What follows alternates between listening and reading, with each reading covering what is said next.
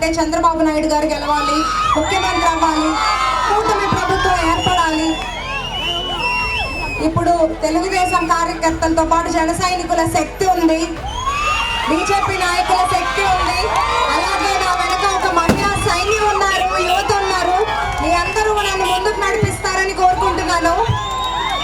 ఇక్కడ దర్శి నియోజకవర్గంలో ప్రతి గ్రామాల్లోనూ ప్రతి మండలంలోనూ తాగునీరు అనే సమస్య చాలా తీవ్రంగా ఉంది. మనల్ని పట్టి పీడిస్తున్న ఆ సమస్యకు నేను ఒక శాశ్వత పరిష్కారం చూస్తానని మీకు హామీ ఇస్తున్నాను. చంద్రబాబు నాయుడు గారు అధికారంలోకి వచ్చిన వెంటనే ప్రతి ఇంటికి కుళాయి పంపు ఏర్పాటు చేస్తామన్నారు. అది ఖచ్చితంగా జరుగుతుంది.